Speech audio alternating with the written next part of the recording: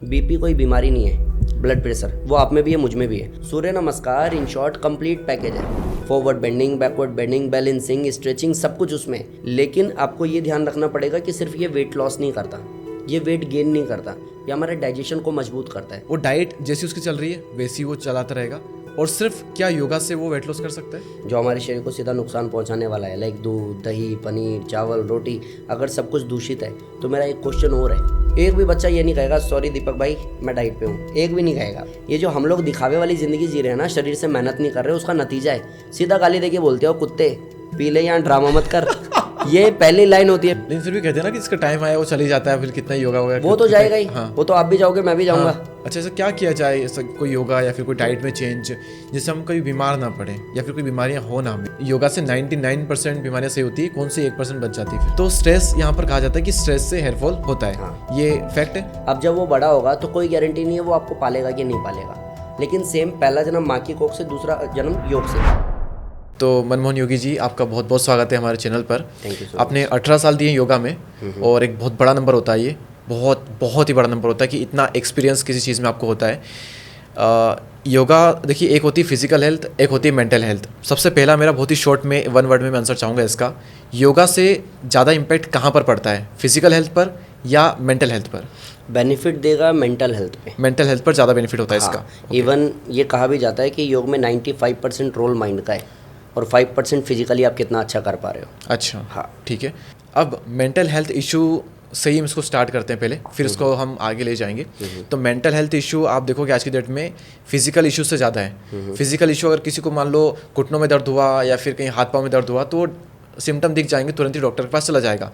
लेकिन इंडिया में या फिर पता नहीं वर्ल्ड, इंडिया की क्यों हम यूज़ करते हैं, शायद वर्ल्ड में भी होगा पता नहीं, किसी को स्ट्रेस हो रहा है, एंजाइटी है, या फिर वो ओवर थिंकिंग ज़्यादा करता है, डिप्रेशन में है, कुछ भी उसे मेंटल इशू है, तो इसे ना, इसके लिए कहीं कोई नहीं जाता ना डॉक्टर के पास। साइकेट्रिस्ट क्या होता है, मैं कहूँगा मेरी सिटी में किसी को पता तक नहीं है। वो जिला है वहाँ पर ना कहीं कोई जाता उसके लिए, कहीं पे कुछ नहीं जाते, इसके लिए पता भी नहीं होता। लेकिन हर इंसान कहीं ना कहीं इस तरह की चीज़ों से जूझ रहा होता है। तो योगा से क्या मेंटल हेल्थ इशू जो है ये क्या सोल्व किए जा सकते हैं? अगर हाँ तो कैसे हम कर सकते हैं? स्टेप बाय स्टेप, बहुत ही सिंपल भाषा में, बच्चों की भाषा में। बेसिकली मैं बताता हूँ, मैंने कहा 95% रोल माइंड का है और माइंड पे अच्छे से काम करता भी है। जैसे एक प्राणायाम है अनुलोम विलोम प्राणायाम। अनुलोम विलोम प्राणायाम करता है डायरेक्ट माइंड पे। एक भ्रामरी प्राणायाम है, भ्रामरी प्राणायाम करता है डायरेक्ट माइंड पे, और इस पे साइंस रिसर्च कर चुका है। वो ये बात मानता है कि लाइक अगर मैं बहुत डीप जाने की कोशिश करूंगा तो बहुत फैलेगा। मोटी मोटी भाषा में बोलूं कि आप अनुलोम विलोम 15 दिन करो, आप भ्रामरी प्राणायाम 3 बार, सिर्फ 3 बार ऐसा 15 दिन करो, तो आपको खुद ब खुद पता चलेगा। चाहे आपके फोकस की बात करूं, आपको पीस की बात करूं, ये आपको मिलना शुरू हो जाएगा शुरू के 15 दिन में। इवन एक है उद्गीत प्राणायाम, ओम का उच्चारण। आप ओम चेंटिंग डे 1 से आपको बेनिफिट देना शुरू कर देता है। आपको स्ट्रेस है, आपको एंजाइटी है, आपको डिप्रेशन है, आपको ओवर थिंकिंग होती है, इवन आप इरिटेट जल्दी होते हो, तो लाइक हम फिजिकली तो डंबल उठा लेते हैं, बाइसेप्स बन जाएगा। अगर हम ओम चेंटिंग करेंगे ना तो ये माइंड पे ऐसा वर्क करेगा जैसे लाइक कि आपने माइंड का डंबल किया है। अच्छा। तो आपका माइंड हेल्दी होगा। उसके बाद में आप उसको जैसे ऑपरेट करना चाहते हो इजीली कर सकते हो। ओके। तो इस तरह से आपने बहुत कम में इसको आंसर कर दिया। अब इससे स्ट्रेस, एंजाइटी, डिप्रेशन कैसे, इससे हम कैसे ओवरकम करते हैं? आपने बताया योगा में अनुलोम विलोम, भ्रामरी और उद्गीत, इनमें से भी सबसे ज़्यादा इम्पैक्टफुल क्या है, और इनका यूज़ करके कैसे कोई इंसान अपना stress, anxiety, depression, over thinking कुछ भी है तो वो कैसे इससे ओवरकम कर सकता है? बेसिकली मैं जो करवाता हूँ क्लास में, मैं कराता हूँ अनुलोम विलोम प्राणायाम। अनुलोम विलोम, चलो इसको भी और सिंप्लीफाई करके अनुलोम विलोम क्या है और उसको कैसे करते हैं, अगर बहुत सिंप्लीफाई अगर हमें इसे करना हो तो। बेसिकली अनुलोम विलोम को करने से पहले समझना पड़ेगा अनुलोम विलोम एक्चुअली है क्या। तो अनुलोम मतलब होता है सीधा, और विलोम मतलब होता है उल्टा। जी। हम सरकारी स्कूल के पढ़े हुए बच्चे हैं तो हमें पता है विलोमार्थक शब्द हमने बचपन से अपोजिट वर्ड विलोम शब्द। हाँ जी। तो एक सीधा एक उल्टा, हम अगर चेक करेंगे तो हमें पता चलेगा एक नोस्ट्रल हमारा ज़्यादा चलता है, एक कम चलता है। ठीक है। इसमें स्वर विज्ञान को अगर आप ऐड करते हो, सूर्य विधि प्राणायाम है, चंद्र विधि प्राणायाम है, बहुत सारे पार्ट्स खुलते जाते हैं। और अगर आपका लाइक राइट ज़्यादा चलता है, आपको लेफ्ट पे काम करना है, या आपका लाइक लेफ्ट ज़्यादा चलता है राइट पे काम करना है, तो सूर्य विधि करो, चंद्र विधि करो। बड़ा पजल है वो, मैं जानता हूँ लोग बहुत कंफ्यूज होते हैं, इसलिए मैं रिकमेंड करता हूँ सिर्फ अनुलोम विलोम। रीज़न कि अनुलोम विलोम बैलेंस कर देता है। बैलेंस कर देता है किसको? त्रिदोष को। जिससे हमारी ज़्यादातर बीमारियां आती है, वात पित्त कफ। हाँ। त्रिदोष, वात में आता है कोई भी बॉडी पेन, ठीक है, पित्त में आता है blood infection, skin infection, urine infection, कफ में आता है साइनस, अस्थमा, इस टाइप की कोई बीमारियां। तो जब आप अनुलोम विलोम करते हो तो वात पित्त कफ बैलेंस होता है, यानी कि सारी बीमारियों पे कहीं ना कहीं फुल स्टॉप लगता है।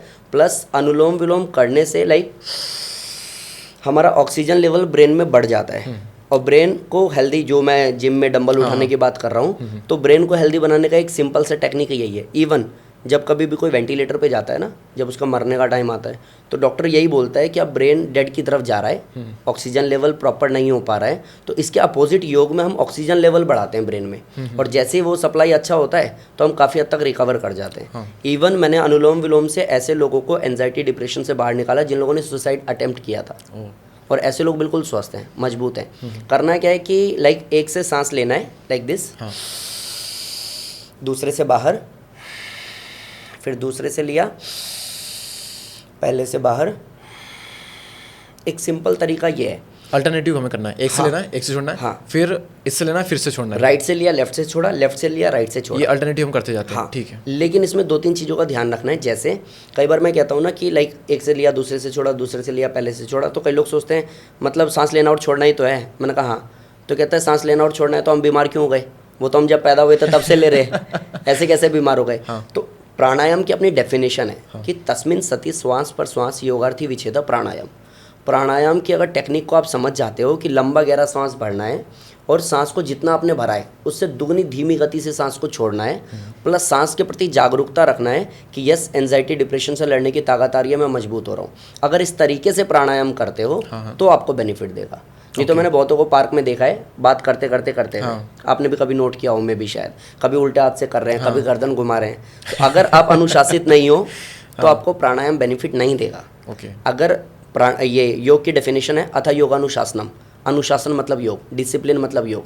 अगर आप अनुशासित नहीं हो, आपको पता नहीं है कि सांस कितना भरना है, तो आपको बेनिफिट नहीं होगा। इवन प्राणायाम की टाइमिंग है कम से कम 5 मिनट, बढ़ा करके आधा घंटा। अब जितना आपका टाइम ड्यूरेशन बढ़ेगा उतना बड़ा चेंज आ जाएगा। अब वो आपकी इच्छा शक्ति पर डिपेंड करता है कि आप 5 मिनट में टाइम पास कर रहे हो या फिर आधे घंटे तक अपने आप को लेकर के जा रहे हो। ओके। अच्छा, ये अनुलोम विलोम प्राणायाम का एक पार्ट है या फिर यही प्राणायाम है? नहीं, अनुलोम विलोम सिर्फ ब्रीदिंग एक्सरसाइज है। ओके। प्राणायाम है नाड़ी शोधन। ठीक है। अगर कोई गूगल करता है ना अनुलोम विलोम, तो ब्रैकेट में लिखा आता है नाड़ी शोधन, तो लोगों को लगता है कि नाड़ी शोधन अनुलोम विलोम सेम है। ये बिल्कुल ऐसा है। मैं हमेशा उदाहरण देता हूँ, like a banana dot dot करके, हमें किसी ने पेन पकड़वाया है, ए बनवा रहा है हमसे, बी बनवा रहा है हमसे, तो ये अनुलोम विलोम है। अगर इंग्लिश में PhD करनी है तो नाड़ी शोधन है। दोनों में इतना फ़र्क है। लेकिन अगर बीमारी हमारी ठीक करनी है तो अनुलोम विलोम अकेला ही पर्याप्त है। अच्छा। और अगर डीप इसके अंदर जाना है कि सर बीमारी हमारी ठीक हो गई है, अब कुछ बड़ा सीखना है योग में, तो नाड़ी शोधन। ओके। और अनुलोम विलोम तो लाइक सांस लिया, maximum inhale and maximum exhale. नाड़ी शोधन में रेशो होता है, लाइक आप 1:4:2 का रेशो होता है। आपने 5 सेकेंड सांस लिया तो 4 टाइम्स यानी कि 20 सेकेंड आपने होल्ड करना है, एंड लाइक 5 में लिया, 20 होल्ड किया, 10 में आपने एक्सहेल किया। अब ये ऐसा है कि आप और मैं डे 1 नहीं कर सकते, हमें इसके लिए प्रैक्टिस चाहिए। अब जिसका लिवर किडनी कमजोर है वो प्रैक्टिस ही करता रहेगा या ठीक होगा? तो उसको अनुलोम विलोम करना है, ईजी है, आराम से वो ठीक हो सकता है। अच्छा, ठीक है। ये प्राणायाम का एक पार्ट है जस्ट, इसका ये एग्जैक्ट आंसर है। अच्छा, अनुलोम विलोम जब हम कर रहे हैं ये चीज़, एक होती है डीप ब्रीथिंग, एक होता है अनुलोम विलोम। डीप ब्रीथिंग में हम दोनों नाक से सांस लेते हैं और एक हम भरते हैं, और अनुलोम विलोम हम एक नाक से ले रहे हैं, एक से हम छोड़ रहे हैं।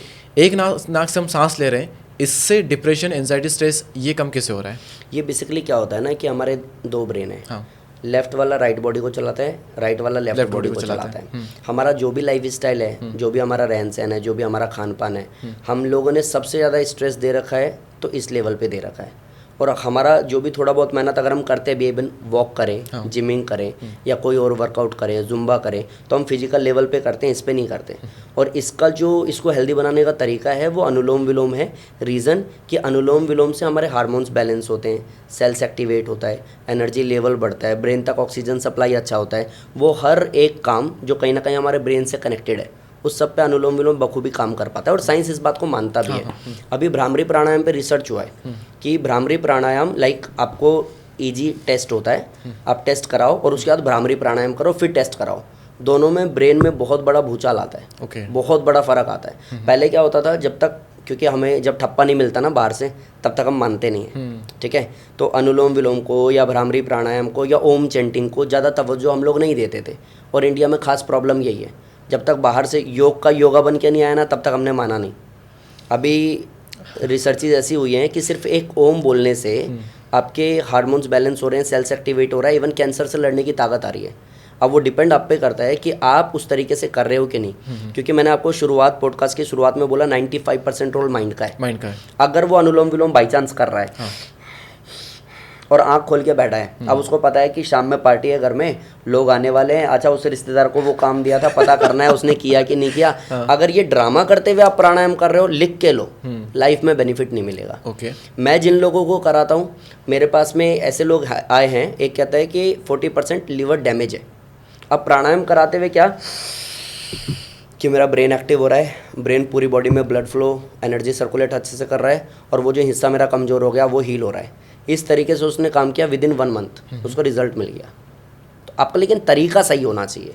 या तो अफर्मेशन और विजुअलाइजेशन रोल में आ गया। हाँ, तो दोनों को डालना पड़ेगा आपको। अच्छा, जब तक माइंड को फिर ये क्या काम कर रहा है सिंगल? हाँ, ये क्या काम कर रहा है? वो ऑक्सीजन लेवल बढ़ा रहा है। ऑक्सीजन लेवल बढ़ा रहा है। हाँ, ओके। तो ऑक्सीजन तो हम दोनों नाक से लेकर के बढ़ा सकते हैं, या फिर इससे लेकर के इसमें ऑक्सीजन पहुंचेगी? लेफ्ट वाला राइट वाला लेफ्ट, और दोनों को बैलेंस करने का तरीका ही अनुलोम विलोम है। एक ना मैं बताता हूँ, योग में एक डेफिनेशन है कि समत्वम योग उच्यते। सम मतलब होता है बैलेंस, वो आपको बैलेंस करता है, क्योंकि अभी तक चीज़ें बैलेंस नहीं है। आप मेरे को बताओ, इस दुनिया में जितनी भी बीमारियां हम काउंट करते हैं, बीपी कोई बीमारी नहीं है, ब्लड प्रेशर वो आप में भी है, मुझ में भी है, लेकिन हाई बीपी और लो बीपी बीमारी है ना। खाना बीमारी नहीं है, ज़्यादा खाना या ना खाना बीमारी है। एग्जैक्टली। फ्रेश होना कोई बीमारी नहीं है, पूरे टाइम लाइक लूज मोशन लगाए फ्रेश हो रहा है, 3 दिन फ्रेश नहीं हो रहा, ये बीमारी है। एग्जैक्टली। डिसबैलेंस को बैलेंस करना मतलब योग। और जो आप प्राणायाम कर रहे हो, जो आप आसन कर रहे हो, जो आप सूर्य नमस्कार कर रहे हो, ये पर्टिकुलर जो भी 84 लाख आसन है, आप जो भी कर रहे हो आप बैलेंस करने के लिए कर रहे हो। वो बैलेंस हो गया तो बीमारी कहाँ है? तो अनुलोम विलोम सिंपल सटीक काम यही करता है कि अनुलोम मतलब लेफ्ट और राइट दोनों को बैलेंस कर देता है। उसके बाद कोई चांस ही नहीं है कि आप परेशान रहो। और इवन मैं आपको बताता हूँ कि अगर आपका नॉस्ट्रल ब्लॉक हो या फिर आप नाक में रुई डाल लो, आपको पता लगा सर बहुत फटेगा, आपका सर बहुत फटेगा। इसको ऐसे समझो कि आपको कभी कोल्ड कफ हो जाए, आप सही से सांस ना ले पा रहे हो, आप देखो बहुत परेशान हो गए, आप सो भी नहीं पाओगे ठीक से। तो ऑक्सीजन लेवल बढ़ाना, ब्रेन तक ऑक्सीजन पहुंचाना, वो अपने आप में ही साइंटिफिकली बहुत बड़ा काम करता है। इसके साथ में आप मैनिफेस्ट बोलो या कुछ भी, उसको ऐड कर देना, मतलब अपने रिजल्ट को मल्टीप्लाई कर लेना। सोने पे सुहागा हम कैसे कह सकते हैं। ठीक है, तो ऑक्सीजन तो बढ़ रही है माइंड में, लेकिन उस साथ साथ ये विजुअलाइजेशन और अफर्मेशन ये डबल आपकी ग्रोथ कर देंगे। ठीक है। अच्छा, आपने कहा, मैं अभी यहाँ पर अपना डाउट क्लियर करना चाहूँगा, इस नाक से जब हम सांस ले रहे हैं तो इसका इम्पैक्ट इस पर पड़ रहा है? ओके, तो यहाँ की यहाँ जा रही है, ठीक है, और यहाँ वाली की ऑक्सीजन यहाँ जा रही है, ठीक है। तो इससे ऑक्सीजन बढ़ती है, और आपने विजुअलाइजेशन के थ्रू कहा कि अच्छा, एक बार अफर्मेशन हम फिर से रिपीट करेंगे, क्योंकि एग्जैक्ट आंसर हम चाहते हैं कि ऑडियंस को मिले कि कैसे वो ये चीज़ ठीक कर सकते हैं। एक क्वेश्चन यहाँ पर ये आया, आपने कहा ये बैलेंस करती है कि आपका मान लो ये ज़्यादा एक्टिव है या फिर ये ज़्यादा लो पड़ा, तो ये दोनों बैलेंस हो जाते हैं।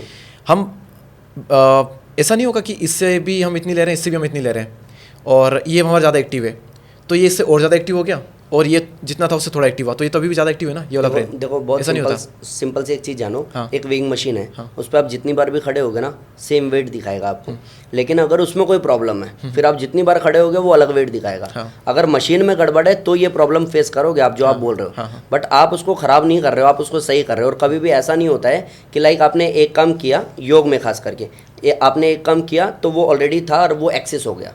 योग तभी बोला समत्वम योग उच्यते, वो बैलेंस करके रोक देता है। अच्छा, उसका दूसरा कोई काम नहीं है। ओके। इवन एक ना सप्त धातु का कॉन्सेप्ट है योग में, कि जब आप खाना खाते हो तो सप्त धातु बनती है, रस, रक्त, मांस, मेद, अस्थि, मज्जा, शुक्र, 7 धातु बनती है। अब इसका मतलब नहीं है कि खाना खाने से 7 धातु बन गई, अच्छा मैंने तो खाना खा लिया अब मेरी 7 बन चुकी, क्योंकि अब खाऊंगा तो ये तो ओवर एक्सेस हो जाएगा। नहीं भाई, उसके बाद वो एनर्जी में कन्वर्ट होगा, उसके फिर मल्टीपल बेनिफिट्स हैं, फिर वो और चीज़ों पे काम करेगा। इवन आपका जब सप्त धातु मजबूत रहेगा ना, तो अब जो आप खाना खाओगे वो एनर्जी में कन्वर्ट होगा, चाहे वो फिजिकल की बात करूँ या मेंटल की बात करूँ, तो बेनिफिट्स बढ़ते चले जाते हैं। वो बार बार सेम चीज़ पे बार बार फोर्स नहीं करेगा वो।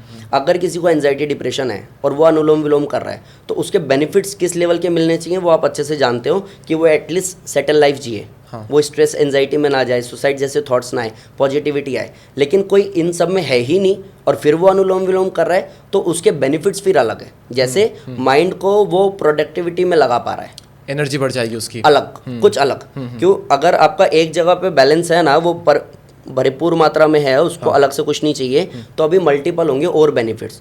कि सिर्फ ऐसा नहीं है कि आपने खाना खाने से सप्त धातु ही बनेगी। सातवीं धातु होती है शुक्र, जिससे हम लोग पैदा हुए, स्पर्म जिसको हम बोलते हैं। अब सातों धातु पूरी होने के बाद मतलब इंसान कभी खाना ही नहीं खाएगा, क्योंकि सातों धातु पूरी हो गई। सेंस नहीं है इस बात का। आप जितनी बार खाओगे लास्ट में वो एनर्जी में कन्वर्ट हो जाएगा। आपको अलग से फिर कुछ नहीं करना पड़ेगा। तो अनुलोम विलोम सिर्फ बैलेंस करता है। जिस दिन वो बैलेंस कर देगा, आप बैलेंस हो जाओगे, तो उसके बाद में वो और बेनिफिट्स देगा। जैसे कि आपका फोकस बहुत अच्छा होने लग जाएगा, आपको नींद बहुत अच्छी आने लग जाएगी, आपको 8 घंटे सोने की जरूरत नहीं, आप डीप स्लीप में जा पाओगे। उसके फिर मल्टीपल बेनिफिट्स हैं। प्लस कोई ऐसा कहता है ना कि हार्मोनल डिसबैलेंस है या इनबैलेंस बोलते हो आप, तो उस पर काम करने लगता है। किसी को ऐसा है कि सर मेरे को ना ओवर थिंकिंग है किस लेवल की, कि मैं झाड़ू लगा के 5 मिनट में घर साफ कर देती हूँ, उसके बाद मैं 15-20 मिनट सिर्फ ये लगाती हूँ कि कहीं कोई कूड़ा तो नहीं रह गया, बिना बात की। ऐसी आप इसको बीमारी में काउंट ही नहीं करोगे। तो अब उसके इस लेवल पे काम होगा। अगर कोई ऐसा है जिसको, अब कई लोग इसमें ना लाइक डिबेट में फंसते हैं कि सर ये तो आपने साइंस को ही चैलेंज कर दिया। रामदेव जी ने, हम तो अभी आए ना, स्वामी रामदेव जी ने दुनिया बदल दी योग के दम। ऐसे लोगों को ठीक कर दिया जो खुद भी योग को जानते नहीं थे। ऐसे केसेस उनके पास में आए कि एक का लाइक हार्ट की सर्जरी हुई, स्टंट डाला, और वो स्टंट जो डाला डॉक्टर ने, प्राणायाम करने से वो ब्लॉक हो गया, और जो नेचुरली जो चलना चाहिए था वो वापस से चलने लग गया। और बिना ऑपरेशन किए, बिना हाथ लगाए, आपको कोई छेड़खानी नहीं किए। तो योग इस लेवल पे काम करता है। मल्टीपल बेनिफिट्स हैं। आपने वो दायरा पार कर लिया तो अभी कुछ और, वो भी पार कर लिया तो अभी कुछ और जब सब कुछ आपको मिल जाता है तो योग के 8 अंग हैं। यम, नियम, आसन, प्राणायाम, प्रत्याहार, धारणा, ध्यान, समाधि। इंसान आसन करते करते समाधि तक जा सकता है। क्यों? उसको एंजाइटी से ही निकलना है। इसके आगे तो बहुत लंबी जर्नी है। आप उसके बाद क्या अचीव करना चाहते हो वो आप पे डिपेंड करता है। ओके, ब्यूटीफुली एक्सप्लेन किया आपने इसको। Thank you so much. Okay, इसको ये बैलेंस करता है, इसका ये है। अब हम अफर्मेशन को एक बार आप फिर से बता दीजिए, अफर्मेशन की कि हमें क्या बोलना है अनुलोम विलोम करने के। या तो हमें विजुलाइज करना है और मन में ही अंदर बोलना है, इमेजिन करना है, तो वो हमें क्या करना है। उसके बाद मेरा एक फिर नेक्स्ट क्वेश्चन आएगा। तो पहले हम उन्हें अफर्मेशन क्या बोलना है ये हम बता देते हैं ऑडियंस को। बेसिकली मेरे को इतना सा जानना पड़ेगा, मेरा सेंटर पॉइंट क्या है, मेरी बीमारी का। बीमारी क्या है? हाँ, मान लो किसी को ओवर थिंकिंग है, जो सबको होती है ज़्यादातर, उसका बता दो। मैं बता देता हूँ। पहले हर किसी को ओवर थिंकिंग ले लो, आप एंजाइटी ले लो, आप पीसीओडी ले लो, आप थायराइड ले लो, आप शुगर ले लो, कुछ भी काम सब में एक जैसे ही करेगा। अच्छा, कोई भी बीमारी ले लो, कोई भी बीमारी ले लो। अनुलोम विलोम ऐसे काम करता है कि वो एक सेंटर पॉइंट आपको डिसाइड करना पड़ेगा। लाइक मानता हूँ मुझे थायराइड है या मुझे एंजाइटी, आपकी वाली बात मानता हूँ, तो मैं जब प्राणायाम कर रहा हूँ तो प्राणायाम में जो लंबा गहरा सांस ले रहा हूँ, ब्रेन को एक्टिव कर रहा है। अब ब्रेन में जो फालतू की उल्टी सीधी चीज़ें चल रही थी उससे लड़ने की ताकत आ रही है। या फिर सेम मेरा नी पेन जिसकी वजह से मैं स्लो हो रहा हूँ, अब वो हील हो रहा है। इस तरीके से आपको कोई भी सेंटर पॉइंट पकड़ करके उस पर काम करना पड़ेगा। ये बिल्कुल ऐसा है कि आज हमने रेनोवेशन के लिए किसी को बुलाया है और हमने उसको बता दिया है कि भाई साहब देखो वहाँ पे सीलन है और वो एरिया टूटा पड़ा है। हमने 2-3 चीज़ें उसको बता दी, वो सबसे पहले उसको ठीक कर देगा, उसके बाद बाकी का काम वो करता रहेगा। तो प्राणायाम में सबसे पहले जो मैं मेरी क्लास में कराता हूँ, जिसकी वजह से रिजल्ट्स बहुत फास्ट आते हैं, कि आप अपना सेंटर पॉइंट पकड़ो।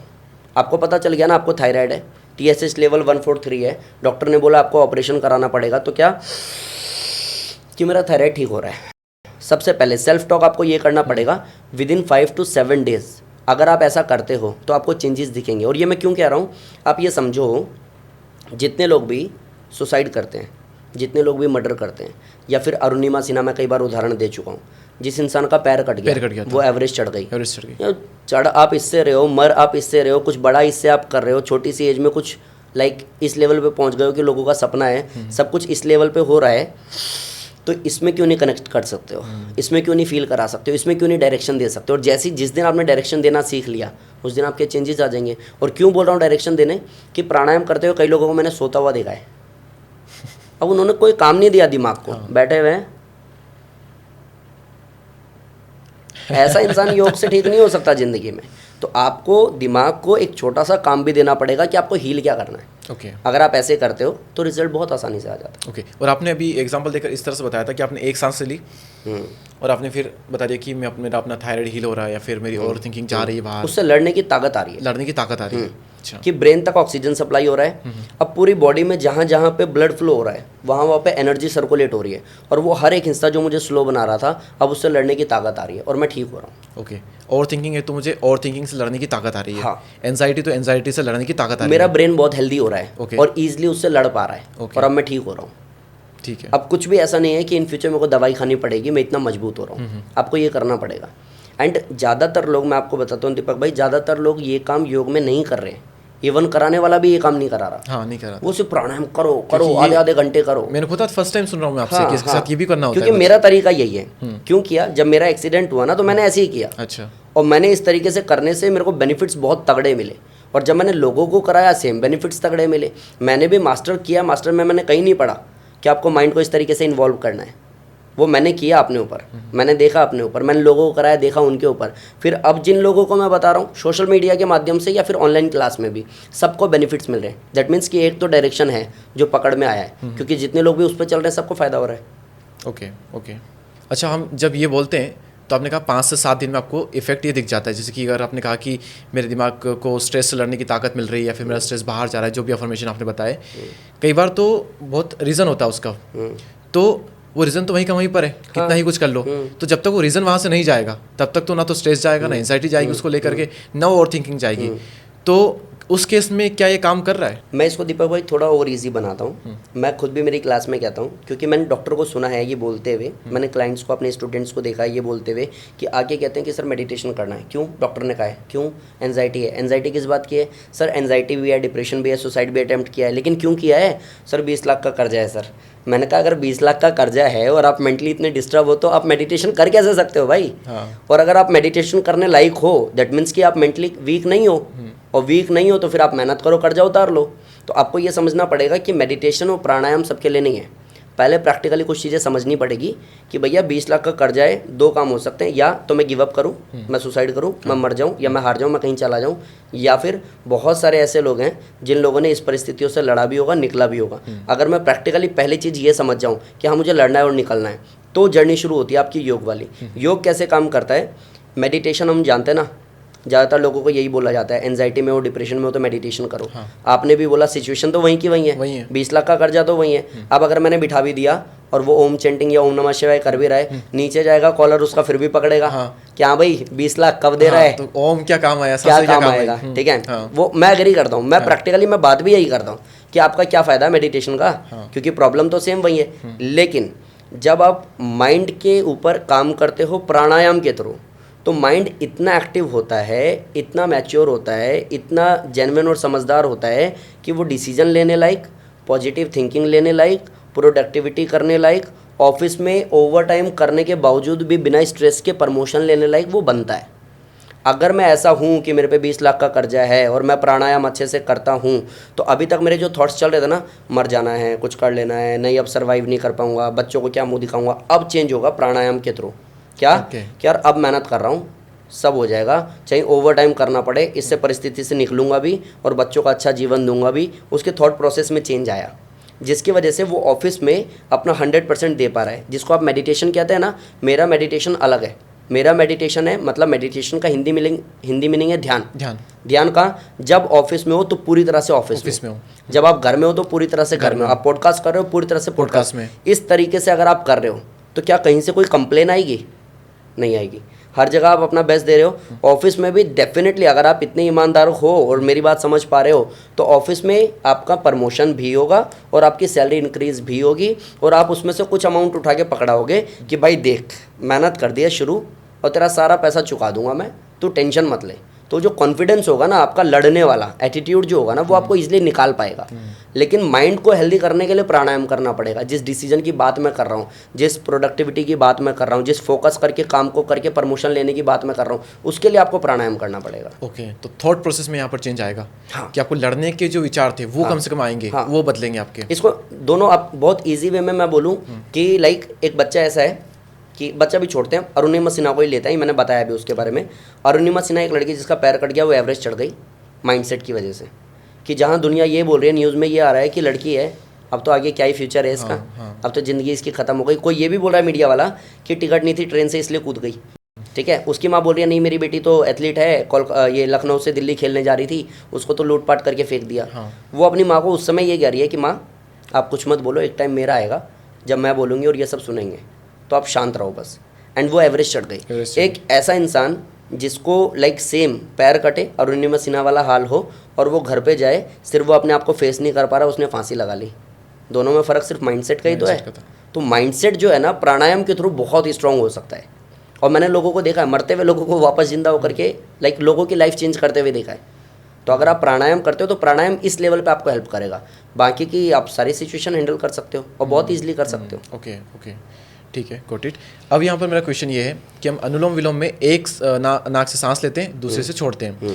जब हम दोनों नाक से सांस ले रहे होते हैं तो अनुराग ऋषि सर मेरे पॉडकास्ट पर आए थे और उन्होंने भी ये कहा कि डीप ब्रीथिंग से बहुत इंपैक्ट पड़ता है स्ट्रेस पर, एंजाइटी पर, डिप्रेशन पे, ओवर थिंकिंग पे, हर मेंटल इशू पे।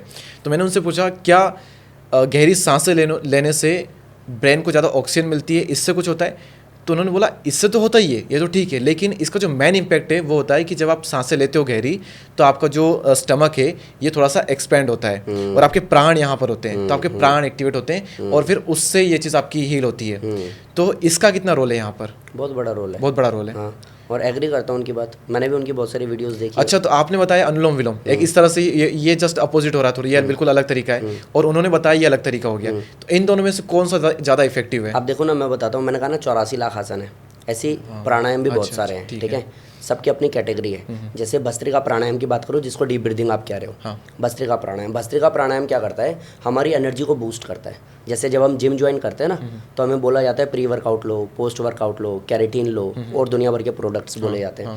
जब आप ये कहोगे ना ट्रेनर को कि भाई यार मैं 2 रैप लगाता हूँ, मैं थक जाता हूँ, तो वो आपको एक नया सा कैरेटीन बता देगा कि सुन, इसको शेक में डाल के लेके आ और हर एक रैप के बाद में इसको पी। BC डबल है। हाँ, योग में ऐसा नहीं होता। योग में आप भस्त्रिका प्राणायाम जब करते हो ना, लाइक डीप ब्रीदिंग जब आप करते हो, तो आपका एनर्जी बूस्ट होता है। वो आपको एनर्जी बूस्टर की अलग से जरूरत नहीं पड़ती, और वो एनर्जी बूस्ट होने के बाद में सबसे पहले उस हिस्से पे काम करता है जो एक्चुअली बहुत ज़रूरत है आपको हील करने की। भस्त्रिका का जो मीनिंग है ना, भस्त्रिका एक साउंड है, साउंड के नाम पे रखा है।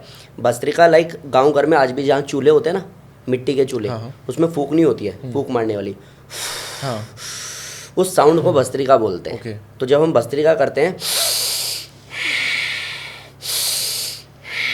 तो ये साउंड क्रिएट करते हैं, एंड भस्त्रिका का काम ही सिर्फ इतना सा है कि पर्टिकुलर उस पॉइंट को हील करेगा जहाँ एनर्जी की सबसे ज़्यादा जरूरत है। ओके। और अगर आप भस्त्रिका करते हो, जैसे क्या कई लोग मेरे को ये कहते हैं कि सर आपने भस्त्रिका बता दिया, कपालभाति बता दिया, अनुलोम विलोम बता दिया, आप कह रहे हो सूर्य नमस्कार 108 करो, इतनी स्ट्रेंथ होती तो जिम नहीं कर लेते। इतना पावर होता तो फिर तो इजी हो जाता ना। जिनमें बिल्कुल पावर नहीं है वो भी अगर 5 दिन भस्त्रिका प्राणायाम करे ना, और शाम में जब हम ये कहते हैं ना ऑफिस से आते हुए, सर आज बड़ा टायर्ड हो गया हूँ, आज की मीटिंग सारी कैंसिल करते हैं क्योंकि थका हुआ हूँ, अगर आपने डेली सुबह 5 मिनट भस्त्रिका प्राणायाम किया, डीप ब्रीदिंग आपने किया, तो ये 5 दिनों बाद ना ये वाला कॉन्सेप्ट आपका हट जाएगा कि टायर्ड हो गया हूँ, थक गया हूँ, रहने दे, मन नहीं है। अच्छा। आपको एनर्जी बूस्टर वाला काम करेगा वो। ओके। तो आप एनर्जी बूस्ट हो गई। हम लोग ना बीमार कैसे पड़ते हैं ना कि लाइक आपके पास भी लीवर किडनी लंग्स है, मेरे पास भी है, लेकिन जिस दिन वो मेरा कमज़ोर हो जाएगा ना, उस दिन मैं बीमार हो जाऊँगा, और आपका मजबूत है तो आप स्वस्थ हो। आपको भस्त्रिका प्राणायाम यही काम करके देता है कि आपकी एनर्जी को इतना बूस्ट करके रखता है कि किसी बीमारी की इतनी औकात नहीं है कि उसके ऊपर आकर के वो बैठ पाए। अच्छा। तो बड़ा सिंपल सा लॉजिक है इसके पीछे। आप भस्त्रिका, मेरी क्लास का रूटीन ही यही है, पहले मैं भस्त्रिका कराता हूँ, फिर मैं अनुलोम विलोम कराता हूँ, उसके बाद में मैं कार्डियो कराता हूँ, फिर सूर्य नमस्कार कराता हूँ, फिर अलग अलग आसन कराता हूँ। फिर ये देखना पड़ता है कि किसकी बीमारी क्या है, उस पर कौन से आसन काम करने वाले, पर्टिकुलर 5-7 आसन कराता हूँ। तो ये महीने भर के बाद में एक रिपोर्ट कार्ड तैयार होता है जिसमें उनका स्ट्रेंथ बढ़ जाता है, एनर्जी बढ़ जाता है, पॉजिटिविटी आ जाती है, इस पर अच्छे से काम हो जाता है, बॉडी फ्लेक्सिबल हो जाता है, वेट लॉस हो जाता है, क्योंकि क्लास ही इस तरीके से डिज़ाइन की गई है। तो अगर मैं किसी को भस्त्रिका ना कराऊँ ना, इन शॉर्ट डीप ब्रीदिंग ना कराऊँ, तो मैं जो उसको बड़े बड़े प्रोमिस कर रहा हूँ ना कि आप कार्डियो करो, आप सूर्य नमस्कार करो, तो इंसान को चक्कर आ जाएगा, वो कर ही नहीं पाएगा। तो भस्त्रिका इतना काम करता है, आपकी एनर्जी को बूस्ट करने का काम करता है। Okay okay. और आपको हील करने में भी इसका बहुत बड़ा इम्पैक्ट होता है। बहुत सब आपस में एक दूसरे से कनेक्टेड है। मैं आपको एक क्वेश्चन पूछता हूँ कि चाय हम कैसे बनाते हैं, तो आप कहेंगे पहले पानी को उबालना है, फिर उसमें चाय पत्ती डालनी है, फिर जब वो कलर छोड़ देगा तो फिर उसमें चीनी डालनी है, दूध डालना है, आप ऐसे ही बोलोगे। फिर मैं जितने लोगों से भी ये पूछता हूँ ना, सब लोग सेम प्रोसेस मेरे को बताते हैं। जितने लोग भी सेम प्रोसेस फॉलो करेंगे, सबकी चाय सेम बनेगी, ठीक है। अगर आपने चीनी कम डाल दी, या चाय पत्ती नहीं डाली, या फिर दूध डाला उबाला नहीं, तो चाय में वो टेस्ट नहीं आएगा। सेम भस्त्रिका का अपना रोल है, जैसे चाय पत्ती का अपना है, अनुलोम विलोम का अपना रोल है, जैसे दूध का अपना है। अब इसमें से कुछ भी मैं छोड़ देता हूँ ना, तो चाय तो बनेगी, मज़ेदार नहीं बनेगी। मतलब आप इनमें से कोई सा प्राणायाम या कोई एक्सरसाइज आप छोड़ देते हो, योग से फ़ायदा तो होगा, बट जो बहुत बड़ा चेंज आना चाहिए था ना, लाइक लाइफ ट्रांसफॉर्मेशन, वो नहीं आएगा। ओके, मतलब आप मतलब इस हिसाब से अनुलोम विलोम से सिर्फ इतना इम्पैक्ट नहीं पड़ेगा जितना साथ में और भी चीज़ें करने से पड़ेगा। सबका अपना रोल है। हाँ। लेकिन जो कुछ नहीं कर पाता है ना, उसके लिए एटलीस्ट वो कुछ तो करे। वो जो कुछ इवन जो डीप ब्रीदिंग भी सही से नहीं कर पाता है। मेरे पास ऐसे स्टूडेंट भी रहे हैं जिनको ब्रेन ट्यूमर था, उसके बाद में उनको ऑपरेशन किया तो स्टंट डाला, स्टंट ब्लॉक हो गया तो उनको पैरालिसिस हुआ। अब ऐसा इंसान जो बिल्कुल बेड पे पड़ा है, उसको भी अनुलोम विलोम करा के आप ठीक कर सकते हो। इवन वो हाथ ना लगा सके ना, तो भी आप अपनी उंगली लगा के कि इनहेल करो, अब एक्सेल करो, यहाँ से देखो कि आप बहुत मजबूत हो रहे हो, ऐसे लोग भी ठीक हो जाते हैं। वो डिपेंड करता है कि आप अनुलोम विलोम को कितनी शिद्दत से कर रहे हो। क्योंकि आप ज़मीन पे बैठ के करोगे तो भी फ़ायदा करेगा। अगर आप ज़मीन पे नहीं बैठ पाते हो, लाइक टेलबोन पेन है, नी पेन है, तो आप चेयर पे बैठ करके करोगे तो भी फ़ायदा करेगा। इवन आप कई ऐसे लोग हैं जो चेयर पे भी बैठ नहीं सकते, वो बिल्कुल डेड बेड पे पड़े हैं, अगर वहाँ पे भी उनको अनुलोम विलोम कराया जाए तो भी बेनिफिट देगा। बस ये है कि किसी की ऐसी कोई कैटेगरी आप डिसाइड नहीं कर सकते कि इसको पर्टिकुलर को करो और इसको छोड़ दो, सबकी अपनी वैल्यू है। लेकिन आप कुछ नहीं कर सकते तो भी मैं कहता हूँ आप अनुलोम विलोम करो, क्योंकि वो अकेला काफ़ी है बीमारी को हील करने में। Excellent, great, thank you. लेकिन एक्चुअली जो योग है वो 8 अंगों में है और उसमें भी आसन और प्राणायाम ही पर्याप्त है आपको ठीक करने के लिए। ओके, मतलब सारी बीमारियां इन्हीं से ठीक हो जाती है, क्यों इन सब में पढ़ना है बाकी चीज़ों में। ओके, और सूर्य नमस्कार वो भी इसी का पार्ट है? सूर्य नमस्कार हाँ, आसन का पार्ट है वो। आसन का पार्ट है। तो कहते हैं सूर्य नमस्कार में आपका सब कुछ हो जाता है लगभग, ऐसा क्यों कहा जाता है? ओवरऑल देखो, सूर्य नमस्कार में 7 आसन है और 12 आसनों का पूरा एक सर्कल राउंड कंप्लीट होता है, जिसमें बैकवर्ड बेंडिंग भी है, फॉरवर्ड बेंडिंग भी है। हॉर्स राइडिंग जब हम करते हैं तो उसमें स्ट्रेचिंग भी हो जाती है। जब हम माउंटेन या फ्लाइंग पोज करते हैं तो उसमें कोर मसल पे भी काम हो जाता है। जब हम कोबरा पोज करते हैं तो स्पाइन और स्टमक पे भी काम हो जाता है। तो ओवरऑल शरीर का कोई हिस्सा बचता ही नहीं है। और इसलिए बहुत लोगों को आपने सुना होगा कि कुछ भी मत करो, सूर्य नमस्कार कर लो, क्योंकि वो अकेला काफ़ी है। सूर्य नमस्कार इन शॉर्ट कंप्लीट पैकेज है। Forward bending, backward bending, balancing, stretching, सब कुछ उसमें। इवन दुनिया का सबसे बड़ा शॉर्टकट है अगर वेट लॉस आपको करना है। 417 कैलोरीज बर्न होती है सूर्य नमस्कार से। एक बार में? नहीं, एक बार में नहीं, 30 मिनट में। 30 मिनट अगर आप एवरेज काउंट करते हो तो आपको पता चलेगा। मतलब आज ही मैं पढ़ रहा था 13.9 कैलोरीज बर्न होती है एक राउंड से। और ऐसे अगर आप 30 मिनट करते हो तो आपकी 417 कैलोरीज बर्न होती है। बहुत इजी कॉन्सेप्ट है। और जिन लोगों का कई साल से वेट लॉस नहीं हो रहा, या कोई ऐसा है जिनको कोई फिजिकल एक्टिविटी ना करने के कारण कोई बीमारी हुई है, तो सूर्य नमस्कार उसके लिए काफ़ी है। वो सूर्य नमस्कार करे, अच्छा रिजल्ट आ जाता है उसका। लेकिन सूर्य नमस्कार में सारी फिजिकल एक्टिविटीज़ हो रही है। और अभी हम जब मेंटल हेल्थ इशू की बात कर रहे थे तो वहाँ पर ऑक्सीजन लेने से उसकी कनेक्शन जोड़ रहे थे, अफर्मेशन विजुलाइजेशन रोल में आ रहा था। वहाँ पर ना तो सांसों का ज़्यादा रोल आया है, ना ही विजुलाइजेशन का, ना अफर्मेशन का। ज़्यादा कुछ सोच भी नहीं सकते क्योंकि तुरंत एक्टिविटी करनी है। तो सूर्य नमस्कार से क्या मेंटल हेल्थ इशू पे इम्पैक्ट पड़ता है? हाँ, डेफिनेटली पड़ता है। कैसे? बताता हूँ। सूर्य नमस्कार के वेरिएशंस बहुत है। पहला जो आप फास्ट की बात कर रहे हो ना, वो कंसेप्ट अलग वाला है। ओके, लाइक सूर्य नमस्कार फास्ट भी होता है। जब आपको वेट लॉस ट्रांसफॉर्मेशन करना है तो सूर्य नमस्कार को फास्ट करना होता है। अगर आपको बॉडी को टोन करना है, लाइक फैट लटका हुआ है उसको टोन करना है, बॉडी को शेप देना है, तो आपको स्लो सूर्य नमस्कार करना होता है, जिसमें ब्रीदिंग टेक्निक के साथ में करना होता है। अच्छा, लाइक एक आसन में आपको इनहेल करना है, एक में आपको एक्सेल करना है, उसके बाद वाले में इनहेल करना है, उसके बाद वाले में एक्सेल करना है। इनहेल एक्सेल के साथ में चलना है। तीसरा होता है पल्सेस फॉर्म करना होता है। लाइक एक आसन को 10-12 पल्सेस लाइक कैसा, मैं मान लो बैकवर्ड बेंडिंग कर रहा हूँ तो अभी तक तो मैं ये कर रहा था 1 और फिर नीचे जा रहा था 3। अभी पल्सेस फॉर्म में क्या करना, 1, ठीक है, 2 में क्या किया, 1 2 3, ऐसा 10 टाइम्स मैं पल्सेस कर रहा हूँ। हर एक आसन को पल्सेस, फिर नीचे आते, फिर ऐसे, हाँ, फॉरवर्ड बेंडिंग लाइक 1 2 पल्सेस तरीके हैं। हाँ, तो 3 अलग अलग वेरिएशन है। हाँ। एक फास्ट जो वेट लॉस करता है, एक स्लो जो बॉडी को टोन करता है, ये जो तीसरा पल्सेस फॉर्म बोला, इससे बॉडी फ्लेक्सिबल होता है और पोस्चर अच्छे होते हैं। अच्छा। तो डिपेंड करता है आप कौन सा वाला कर रहे हो। अगर आप स्लो वाला कर रहे हो, इनहेल एक्सेल के साथ में कर रहे हो, तो आपका वो कॉन्सेप्ट वहाँ पे क्लियर हो जाता है। लेकिन आपको ये ध्यान रखना पड़ेगा कि सिर्फ ये वेट लॉस नहीं करता, ये वेट गेन नहीं करता, ये हमारे डाइजेशन को मजबूत करता है। सप्त धातु वाला जो कॉन्सेप्ट है ना, उसको मजबूत बनाने के लिए, क्योंकि शरीर मेहनत कर रहा है, हाँ। पसीना बाहर आए, तो अब जो हम खाएंगे वो डाइजेस्ट होना हमसे शुरू हो जाएगा। तो ओवरऑल जो सप्त धातु है वो इससे बैलेंस हो जाती है। 7 धातु मजबूत है तो आप अंदर से स्वस्थ हो, और अंदर से अगर आप बहुत हेल्दी हो, लाइक लंग्स लिवर किडनी आपका मजबूत है, हाँ। बाहर से आप बहुत ज़्यादा एक्टिव हो, तो इस पे स्ट्रेस बहुत कम रहेगा। और फिर अगर बर्डन कुछ है भी तो जब आप इतने मजबूत हो तो इसको झेल भी जाओगे। मेन मुद्दा कौन लोग परेशान होते हैं, सुसाइड कौन अटेम्प्ट करता है, जिसको ये पता है मैं चारों तरफ से घिर चुका हूँ, कुछ नहीं हो सकता।